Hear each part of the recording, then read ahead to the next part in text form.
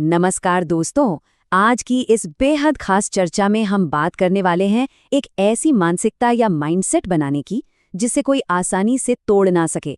हम दो बहुत ही पावरफुल नजरियों को गहराई से समझेंगे। शुरुआत करेंगे इस बात से कि कैसे हम खुद से जो बातें करते हैं ना, वो हमारी पूरी बुनियाद तय करती हैं। और फिर हम देखेंगे कि जब जिंदगी हमें बाहर से सबसे तगड़े झटके देती है, तब उनसे कैसे निपटा जाए। तो चलिए बिना किसी देरी के शुरू करते हैं।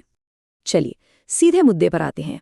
संदीप माहेश्वरी जी का ये विचार आपने शायद सुना हो, और ये बिल्कुल साफ कर देता है कि जो असली मानसिक मजबूती है वो कहीं बाहर से नहीं बल्कि पूरी तरह से हमारे अपने भीतर से शुरू होती है। जब आप सुबह उठते ही खुद से ये पूरे विश्वास के साथ कहते हैं कि आज का ये दिन मेरी आने वाली जिंदगी का पहला दिन है और मुझे पूरा यकीन है कि ये सबसे बेहतरीन दिनों में से एक होने वाला है, तो सोचिए आप क्या कर रहे हैं। आप असल में अपने दिमाग को एक नई गजब की पॉजिटिव एनर्जी से भर रहे हैं। ये कोई रटे रटाए शब्द नहीं है, ये तो बस अपने दिन को जीतने की एक शानदार मानसिक तैयारी है। अब ये अंदर का जो फॉर्मूला है ना, ये बड़ा ही सिंपल सा है, लेकिन है एकदम अचूक। अच्छा सुनो, अच्छा देखो और अच्छा सोचो। बस जब हम जानबूझकर कॉन्शियसली इस तरह के पॉजिटिव विचार अपने दिमाग में डालते हैं, तो आप मानेंगे नहीं, हमारी जिंदगी की पूरी दिशा ही बदल जाती है। अगर हम हर दिन की शुरुआत इस छोटे से प्रयास के साथ करें, तो धीरे धीरे हमें अपना हर दिन अच्छा लगने लगता है। और अंत में क्या होता है, हमारी पूरी जिंदगी का अनुभव एक बहुत ही पॉजिटिव और खूबसूरत ढांचे में ढल जाता है। लेकिन रुकिए, इस अंदरूनी नींव को मजबूत करने की एक बहुत ही जरूरी शर्त भी है, और वो ये है कि हमें अपने अतीत की, अपने पास्ट की गलतियों को पूरी तरह से माफ करना ही होगा। जाने अनजाने जो भी गलतियां हुई है ना, या जो कुछ भी बुरा हुआ है, उस भारी बैगेज को पीछे छोड़ना ही पड़ेगा।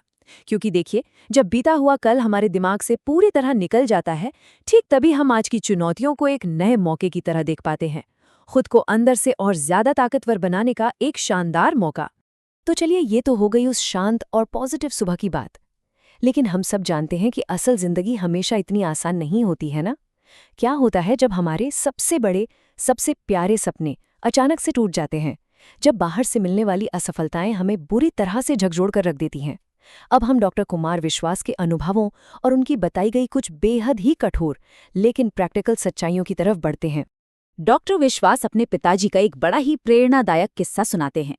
उनके पिताजी अपने गांव के सबसे होशियार, सबसे मेधावी छात्र थे। लेकिन पता है क्या हुआ? उन्हें एक बहुत ही निचले स्तर की नौकरी, एक बीज इंस्पेक्टर तक की नौकरी के लिए रिजेक्ट कर दिया गया था। जरा सोचिए, उस वक्त उस इंसान को कितना बड़ा झटका लगा होगा। लेकिन कमाल की बात यह है कि उन्होंने हार नहीं मानी। उन्होंने अपनी पढ़ाई जारी रखी और आगे चलकर वो उसी गांव के पहले ग्रेजुएट, पहले पीएचडी और पहले प्रोफेसर बने।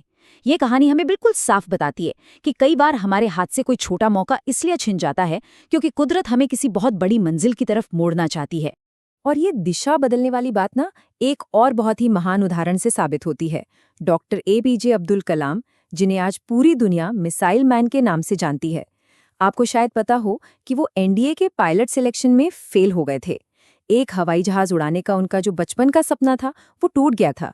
लेकिन तब स्वामी शिवानंद जी ने उन्हें रास्ता दिखाया और कहा कि ईश्वर ने उन्हें किसी बहुत बड़े काम के लिए चुना है। और देखिए, वही एक असफलता उन्हें भारत के पूरे मिसाइल प्रोग्राम को लीड करने और अंत में हमारे देश का राष्ट्रपति बनने तक ले गई। अब यहाँ विज्ञान का एक बहुत ही शानदार कॉन्सेप्ट समझना जरूरी है। देखिए, विज्ञान कहता है कि जब भी कोई चीज टूटती है ना, तो उसमें से बहुत सारी ऊर्जा यानी एनर्जी निकलती है। बिल्कुल इसी तरह जब किसी इंसान का कोई बहुत बड़ा सपना टूटता है या जब किसी का दिल टूटता है, तो ईश्वर उसके अंदर भावनाओं की एक बहुत ही सघन और शक्तिशाली ऊर्जा का न्यूक्लियस बना देता है। एक ऐसा कोर जो एनर्जी से पूरी तरह भरा होता है। अब सबसे बड़ा सवाल ये है कि असफलता के बाद हम रिएक्ट कैसे करते हैं, क्योंकि टूटे हुए सपने से जो ये अपार ऊर्जा निकली है, इसका करना क्या है, ये पूरी तरह से हमारी अपनी चॉइस है। कुछ लोग क्या करते हैं, वो इस ऊर्जा को नेगेटिविटी में बदल देते हैं और खुद को एक विनाशकारी बम बना लेते हैं जो सब कुछ तबाह कर देता है। जबकि कुछ लोग समझदार होते हैं, वो उसी ऊर्जा को एक रचनात्मक शक्ति में बदलते हैं और उससे ऐसी बिजली पैदा करते हैं जो न सिर्फ उनकी अपनी जिंदगी में बल्कि पूरी दुनिया में उजाला कर देती है। जिंदगी के अल्टीमेट गोल को ना हम ऐसे समझ सकते हैं मान लीजिए कि इंजीनियर, डॉक्टर या कोई और बड़ा पद हासिल करना जीवन की एक बहुत ही खूबसूरत पेंटिंग बनाने जैसा है, लेकिन एक अच्छा इंसान बनना वो उस पेंटिंग का कैनवस है। जरा सोचिए, क्या एक खूबसूरत पेंटिंग बिना एक मजबूत, भरोसेमंद कैनवस के कभी टिक सकती है? बिल्कुल नहीं। इसलिए हमारा सबसे पहला और सबसे जरूरी काम उस कैनवस को तैयार करना है, यानी कि एक अच्छा इंसान बनना। तो फिर अगर बात ये है, तो सच्ची सफलता को नापा कैसे जाए? सच मानिए, ये इस बात से बिल्कुल तय नहीं होता कि परीक्षाओं में आपके कितने ऊंचे नंबर आए हैं। सच्ची सफलता के पैमाने बहुत ही बुनियादी होते हैं। बस खुद से ये पूछिए, क्या मेरी मौजूदगी से मेरा परिवार सच में खुश है? क्या मेरे साथ रहने वाले लोग, मेरे दोस्त, मेरे आसपास पॉजिटिव महसूस करते हैं? अगर कोई व्यक्ति एक अच्छा इंसान बनने में ही फेल हो गया ना, तो उसकी वो सारी बड़ी बड़ी प्रोफेशनल डिग्रियां और उपाधियां बिल्कुल बेमानी हैं, किसी काम की नहीं। अब यहाँ दिमाग में एक बड़ा ही दिलचस्प सवाल आता है, जब हम सब कुछ हार चुके हों, जब हालात पूरी तरह से हमारे खिलाफ हों, तब असली और बिल्कुल ना टूटने वाला आत्मविश्वास कैसा दिखता है? आइए इसे समझने के लिए हम रामायण के उस महाकाव्य से एक बहुत ही कमाल का प्रसंग लेते हैं। ये हमें सिखाता है कि जब सामने असंभव दिखने वाली बाधाएं खड़ी हों, तब भी अपना आपा और अपना संयम कैसे बनाए रखा जाता है। भगवान राम की उस स्थिति की कल्पना कीजिए। उन्हें घर से निकाल दिया गया है, सारे सुख साधनों से वो वंचित हैं, और सामने कौन खड़ा है? 7 बार दुनिया जीत चुका महापराक्रमी रावण और उसकी बेहद कुशल सेना। और राम के पास क्या है? एक बिल्कुल अनुभवहीन सेना, लेकिन सच्चाई और अपनी मेहनत पर पूरा भरोसा। सोचिए, बिल्कुल शून्य से शुरुआत करके इस तरह की वापसी करने के लिए जो अकल्पनीय आत्मनिर्भरता चाहिए ना, ये उसका सबसे बड़ा प्रतीक है। और इस बात को जटायु का प्रसंग क्या खूबसूरती से समझाता है।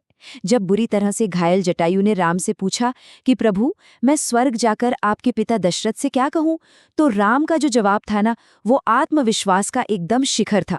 उन्होंने कहा कि पिताजी से मेरे संघर्षों के बारे में कुछ मत कहिएगा। जब रावण खुद ऊपर जाएगा तो वो स्वयं उन्हें बताएगा कि मैंने उसका क्या हाल किया है। इसे कहते हैं अल्टीमेट कॉन्फिडेंस। अपने आज के संघर्षों का ढिंडोरा पीटने के बजाय अपनी अंतिम जीत को ही शोर मचाने देना। यहाँ से हमें जो प्रैक्टिकल सबक मिलता है ना, वो आज के छात्रों और प्रोफेशनल्स दोनों के लिए बहुत ज़्यादा ज़रूरी है। जब हम किसी बहुत कठिन परीक्षा की तैयारी कर रहे हों या करियर में मुश्किलों का सामना कर रहे हों, तो हमें दुनिया को बार बार अपनी मेहनत और अपने संघर्षों की सफाई देने की कोई ज़रूरत नहीं है। हमें बस पूरी तरह मौन रहकर पूरे समर्पण के साथ अपना काम करते रहना चाहिए। यकीन मानिए, जिस दिन अंतिम परिणाम आएगा, वो आपकी सारी मेहनत खुद ब खुद पूरी दुनिया को बता देगा।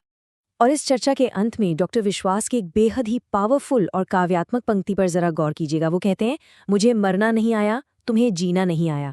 ये लाइन एक लचीले और जुझारू स्वभाव वाले इंसान की उन लोगों पर सबसे बड़ी जीत है जो इस दुनिया में बस किसी तरह अपना वक्त काट रहे हैं। तो अंततः जाते जाते सबसे बड़ा सवाल यही रह जाता है, जब जिंदगी में आपका कोई बहुत बड़ा सपना टूटता है, तो आप उस ऊर्जा से एक विनाशकारी बम बनाना चुनेंगे या फिर एक ऐसी बिजली जो पूरी दुनिया को रोशन कर दे? सोचिएगा जरूर। बस सीखते रहिए और आगे बढ़ते रहिए।